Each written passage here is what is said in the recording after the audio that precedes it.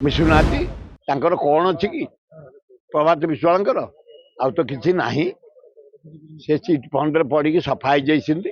ସମସ୍ତେ ଭାବିଥିଲେ class 1ରୁ PG ପର୍ଯ୍ୟନ୍ତ ମାଗଣା ପିଲା ପଢ଼ିବେ, ହେଇପାରିଲାନି। ସବୁଠି ଡିପୋଜିଟ୍ କଲେ ଆଡ଼ମିସନ୍। ୱେଷ୍ଟବେଙ୍ଗଲରେ ଯେମିତି ଡ୍ରାମା ହେଉଛି, ଏଠି ଇସ୍ତଫା ଦେଇ ସେଠେଇ, ସେଠି ଇସ୍ତଫା ଦେଇ ଏଠେଇ। ୱେଷ୍ଟବେଙ୍ଗଲରେ ଡ୍ରାମା ହେଉଛି, ଏଠି ସେମିତି ଗୁଡ଼ାକ ଡ୍ରାମାରେ ପରିଣତ ହେଲାନି।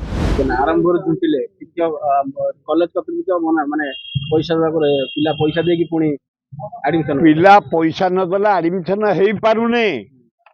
ତମର ପ୍ରତିଶ୍ରୁତି, ତମର ଜବାବ, ତମର ଯାହା ଅର୍ଡର ପାଣିର ଗାର।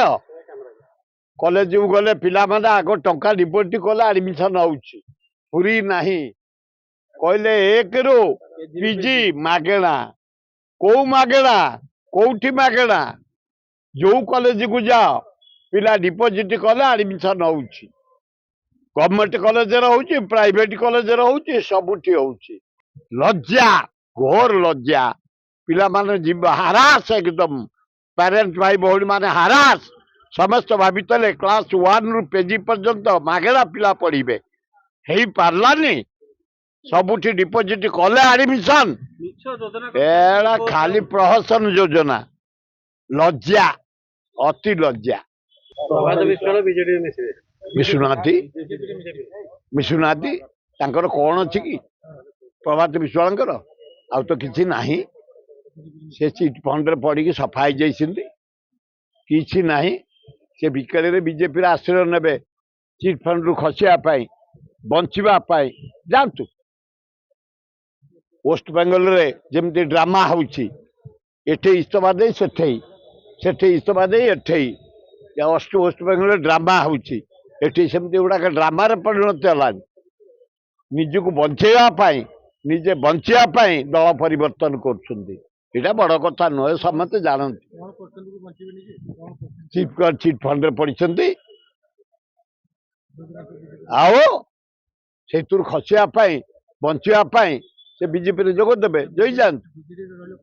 କେଜାଣି ବିଜେଡିରେ ରହିଲେ, ଚିଟ୍ ଫଣ୍ଡରେ ସମ୍ପୃକ୍ତ ଥିଲେ, ପଡ଼ିଲେ, ତେଣୁ ସେଥିରୁ ଖସିବା ପାଇଁ ବିଜେପି କି ଯାଉଛନ୍ତି। ଯାଆନ୍ତୁ, କିଏ ପଚାରୁଛି?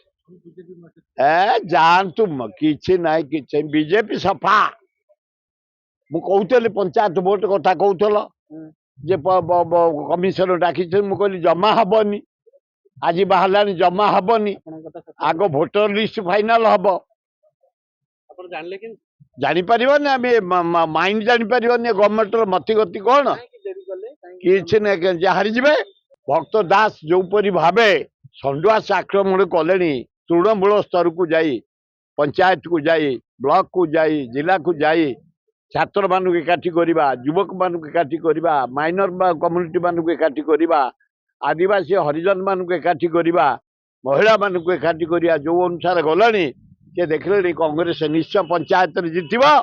ତେଣୁ ଗଡ଼େଇ ଦେବା ପାଇଁ ଚାଲ କରି ଭୋଟ ଗଣତି ନାଁରେ ଘର ଘର ବୁଲିକି ଭୋଟ ଗଣତି କରିବେ। ଯାଆନ୍ତୁ, କେତେ ଦିନ ପରେ କରିବେ, ଯେବେ କରିବେ। कांग्रेस कमिंग। क्या आप चाहते हैं ताज़ा, स्वादिष्ट और पौष्टिक मशरूम आपके घर तक पहुंचे? तो आज ही जुड़िए कल्याणी मशरूम सेंटर के साथ। यहाँ मिलता है फार्म फ्रेश मोजो मशरूम, मुलायम पनीर, ताज़ा ग्रीन मटर, स्वीट कॉर्न और बेबी कॉर्न, सब कुछ एक ही जगह, बेहतरीन क्वालिटी के साथ।